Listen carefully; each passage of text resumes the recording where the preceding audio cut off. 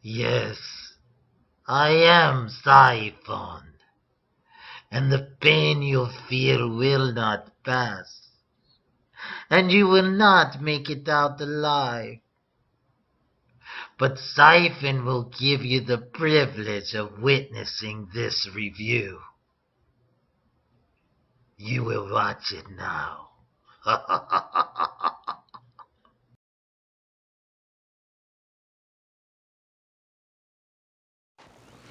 Hey everybody, good afternoon. John with House of Tortured Souls here, bringing you my thoughts on the 2019 release of 47 Meters Down Uncaged. Huh. Um, Not quite sure where to start with this one. First, I'm a big fan of animal horror thriller films.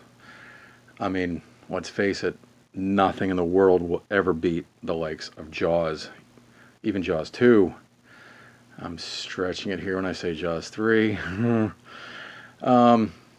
Cujo. Shit, man, I even liked Lake Placid. Crawl, most recently from just, last month. Incredible film. Great job. 47 Meters Down Uncaged is brought to you by British director Johannes Roberts, who brought you Strangers Part 2, Pray at Night. Not a bad film, but just kind of had that straight to video, made for cable kind of feel to it. 47 Meters Down Uncaged does have a good quality production. It does, don't get me wrong. CGI, special effects were 50-50. I'm pretty much going to draw it straight down the line. Entertaining film, beautifully shot in some scenes. Basis of the story is four girls go diving into no man's land, basically into a newly found possible Mayan underwater city that was found by one of the girls' fathers, played by Troy Corbett, who, by the way, if anybody here is a fan of his, please excuse yourself, because I'm sorry, he is probably the worst actor I've ever seen. I think somebody owed somebody a favor and put him in this, because after watching him in this with his very few lines that he did have, it reminded me just how much and why I hated him. Pleasant man, his acting is just way off and just sucks. So, with that being said, the girls go in, find equipment, they go diving where they shouldn't be, pitch black. Now, that's where the real terror and the horror is of this movie. Being submerged underwater as a diver in complete blackness. So the reality sets in. They find out that, wow, there's also sharks living down here.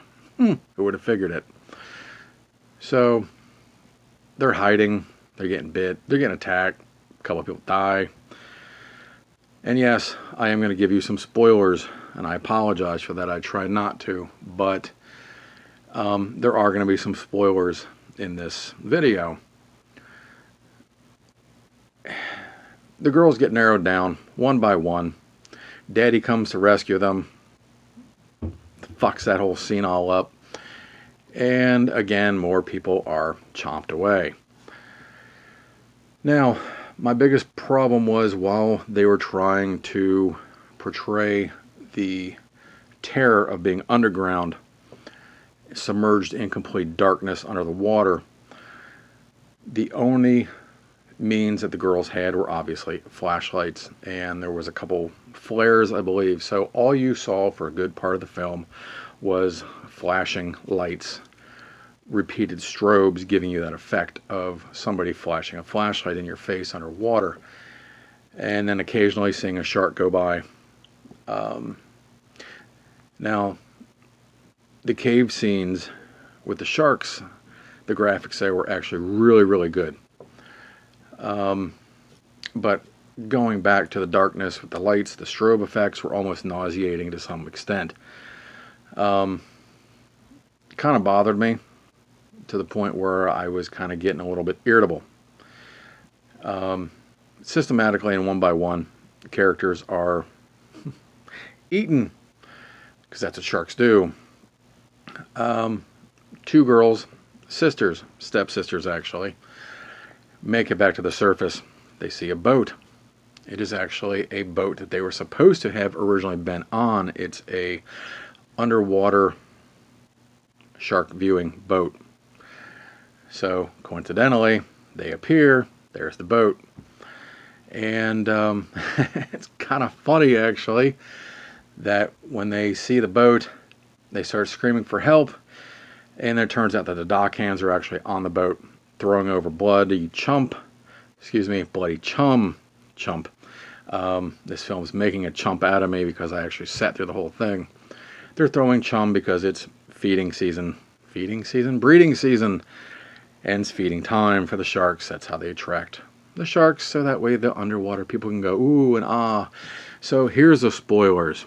Okay, our girls are swimming towards the boat and are repeatedly attacked through really bad CGI effects.